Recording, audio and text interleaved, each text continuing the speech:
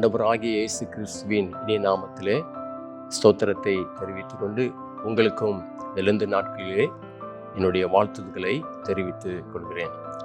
பிரியமானவர்களே, ஒவ்வொரு நாளும் நாம் எழுந்து காலங்களிலே தேவனுடைய செய்தியை கேட்கிறோம். அது நம்முடைய ஆவிக்குரிய வாழ்க்கைக்கு அதிக உதவியாக இருக்கிறது என்று நான் கர்த்தருக்குள்ளாக நம்புகிறேன். அன்பானவர்களே, இந்த நாளிலும் கூட நாம் தேவனுடைய செய்திக்குள்ளாக நாம் கடந்து செல்வோம். இன்றைக்கு நாம் தெரிந்து கொள்ளப்பட்ட வேத பாகம் மத்தேயு 11ஆம் அதிகாரம் 2ஆம் வசனத்திலிருந்து 11ஆவது வசனம் வரை நாம் வாசிக்க இருக்கிறோம். இந்த பிரசங்கத்தினுடைய தலைப்பு என்னவென்றால், உண்மையான ராஜாவை அங்கீகரிப்பது, recognising the true king in our life. பிரியமானவர்களே, இந்த செய்தியினுடைய கருத்தை நான் உங்களுக்கு தெரிவிக்க விரும்புகிறேன். எந்த சூழ்நிலையிலும் கர்த்தரை விசுவாசிப்பதில் தடுமாறாமல் கவனமாயிருப்போம் என்று சொல்லி இந்த செய்தியினுடைய தலைப்பாக இருக்கிறதை பார்க்கிறோம். எந்த சூழ்நிலையிலும் கர்த்தரை விசுவாசிப்பதில் தடுமாறாமல் கவனமாயிருப்போம் என்பதான இந்த செய்தி. பிரியமானவர்களே, வாசிக்கப்பட்ட இந்த மத்தேயு 11ஆம் அதிகாரத்தில் 3ஆம் வசனத்தை நீங்கள் வாசித்து பார்ப்பீர்களானால், யோவான் ஸ்நானகன் சிறைசாலையிலே அடைக்கப்பட்டவராக காணப்பட்டதை நாம் பார்க்கிறோம். இயேசுவை குறித்து அவருக்கு ஒரு தடுமாற்றம் வந்தது. அவர்தான் மேசையாவா, இன்னும் வேறொருவருக்காக காத்திருக்க வேண்டுமா என்று சீடர்களை அனுப்பி விசாரிக்கும்படியாக செய்கிறதை நம்ம பார்க்கிறோம். இயேசுவானவர், அன்பானவர்களே, அவர் பதில் கூறுகிறதை நாம் பார்க்கிறோம். அவர் பதில் கூறும் பொழுது அவருடைய கிரியைகள், சப்பானிகள் நடக்கிறார்கள், குருடர்கள் பார்வை அடைகிறார்கள் என்றெல்லாம் அவர்களுக்கு சொல்லி அனுப்புகிறதை பார்க்கிறோம். கிரியைகளை பார்த்து நான் தான் மேசையா, நான் தான் ஆண்டவர் என்று யோவான் ஸ்நானகனுக்கு அறிவியுங்கள் என்று சொல்லப்படுகிறதை பார்க்கிறோம். பிரியமானவர்களே, யோவான் ஸ்நானகன் சிறைச்சாலை இருக்கும்போது அழுத்தங்கள் மத்தியில் இருந்தார், வேதனையின் மத்தியிலே இருந்தார், குழப்பம் உள்ள சூழ்நிலையிலே அவர் காணப்பட்டார். அது நிமித்தமாக அவர்தான் மேசையாவா என்று சொல்லி கலக்கமடைந்ததை பார்க்கிறோம். இன்றைக்கு நம்முடைய வாழ்க்கையிலும் கூட அன்பானவர்களே, அநேக சமயங்களிலே நாமும் ஆண்டவராகிய இயேசு கிறிஸ்து இரட்சகர், அவர்தான் மேசையா என்று நம்புவதற்கும் சில சமயங்களிலே தடுமாடுவது உண்டு.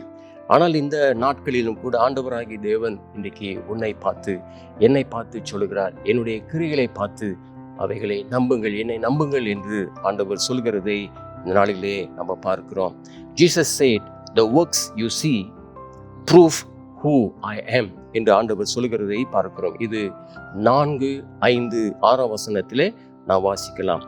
பிரியமானவர்களே, இந்த நாளுடைய செய்தியிலே நாம் எதை நாம் கற்றுக்கொள்கிறோம் என்றால், நம்முடைய அன்றாட வாழ்க்கையிலே நம்முடைய இயேசுவானவர் இரட்சகர், ராஜாவாக நம்முடைய வாழ்க்கையிலே அவர் இருப்பதாக நாம் அங்கீகரித்து இருப்பது அது நல்லது. சில சமயங்களில் நாம் அழுத்தங்களுக்குள்ளாய் போகும் பொழுது, தடுமாற்றத்திற்குள்ளாய் போகும் பொழுது, நம்முடைய ஜெபத்திற்கு நாம் வேண்டிய பிரகாரமாகவே நமக்கு பதில் வராத சூழ்நிலை இருக்கும் பொழுது, நம் அநேக சமயங்களிலே கிறிஸ்துவாகிய மேசையாவை சந்தேகிக்கிறதோடு நம்ம பார்க்கிறோம். இவ்விதமாக யோவான் ஸ்நானகன் அவர் கலக்கமடைந்ததை போல, சந்தேகப்பட்டதை போல, இன்றைக்கு நம்முடைய வாழ்க்கையிலும் கூட அநேக சமயத்தில் நாம் சந்தேகிக்கிறது உண்டு. ஒருவேளை நீங்களும் அன்பானவர்களே சில அழுத்தங்களுக்குள் கடந்து போகும் பொழுது, சில மன வேதனைகளுக்குள்ளாய் கடந்து போகும் பொழுது, ஒருவேளை உங்களுக்குள்ளாக கூட இந்த சந்தேகங்கள் எழும்பலாம். மெய்யாகவே அவர் கிறிஸ்து தானா? மெய்யாகவே என்னுடைய வாழ்க்கையை அவர் சந்திப்பாரா? என்னுடைய வாழ்க்கையினுடைய சூழ்நிலையை அவர் மாற்றுவாரா?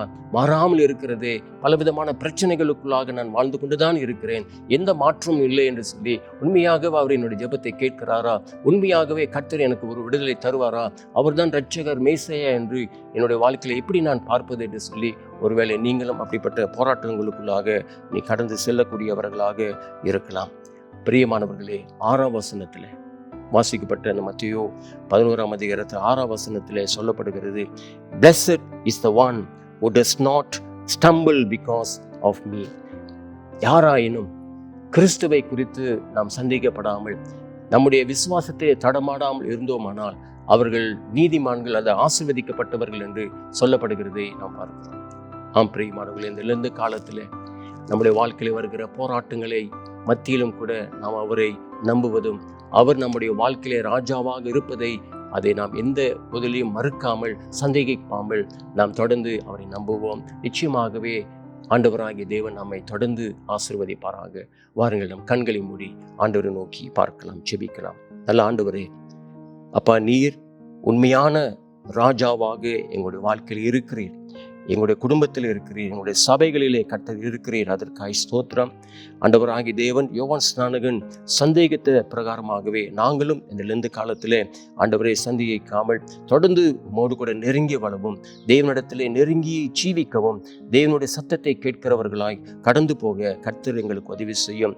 ஆண்டவரை, எந்த சூழ்நிலை ஆயினும் ஆண்டவரை கர்த்தரை விசுவாசிப்பதில் எந்த விதத்தில் நாங்கள் தடுமாறாமல் நாங்கள் கவனமாக எங்களுடைய விசுவாச வாழ்க்கையை நடத்துவதற்கு கர்த்தர் எங்கள் ஒவ்வொருவருக்கும் தேவையான பலத்தையும் ஆண்டவரே சௌக்கியத்தையும் சுகத்தையும் நம்பிக்கையினுடைய வல்லமையும் கொடுத்து ஆசீர்வதிப்பீராக. இயேசுவின் நாமத்திலே ஜெபிக்கிறோம் நல்ல பிதாவே. ஆமென், ஆமென். உங்கள் ஒவ்வொருவரையும் கர்த்தர் ஆசீர்வதிப்பாராக. ஆமென்.